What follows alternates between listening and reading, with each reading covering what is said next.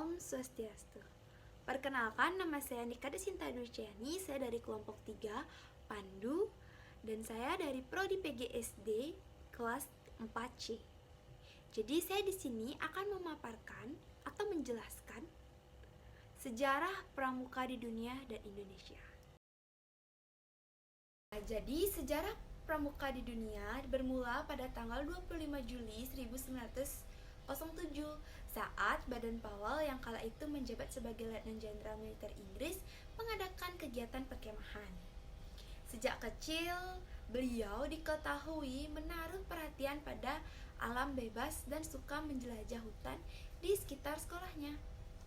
Setelah perang, Baden Powell mengelola Aid to Scouting untuk anggota muda dan mengadakan kegiatan perkemahan selama 8 hari di Pulau Brown Sea.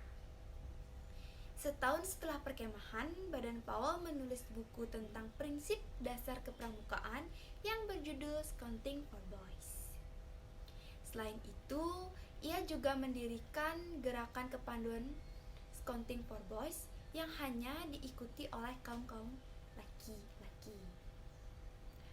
Buku panduan karyanya kemudian menyebar ke seluruh dunia dengan berbagai bahasa.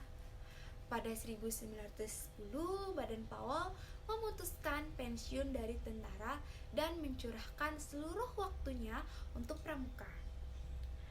Nah, pada 1912 bersama adiknya Agnes, Baden Powell membentuk pramuka untuk perempuan yang disebut Girls Guild, yang kemudian dikenal dengan nama Girls Scouts.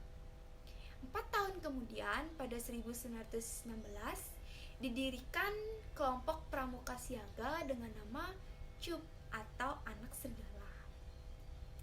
Pedoman kegiatannya dilaksanakan berdasarkan buku yang berjudul The Jungle Book, karya Rudyard Kipling.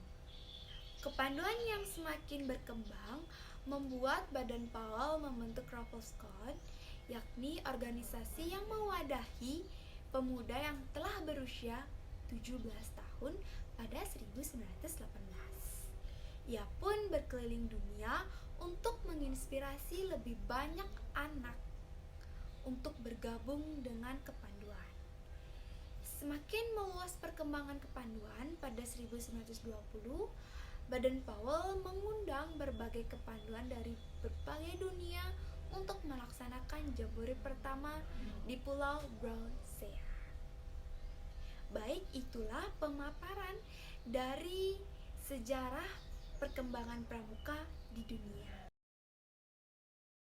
Nah, di Indonesia, pramuka diawali dengan munculnya kepanduan milik Belanda yang bernama NPO pada 1912. NPO ini kemudian berubah nama menjadi NIPV atau Persatuan Pandu Hindia Belanda pada 1916. Di tahun yang sama, Mangkunegara 7 membentuk organisasi kepanduan pertama di Indonesia dengan nama JPO. Lahirnya JPO memicu pergerakan nasional untuk membuat organisasi kepanduan lainnya, hingga akhirnya dilarang oleh Belanda.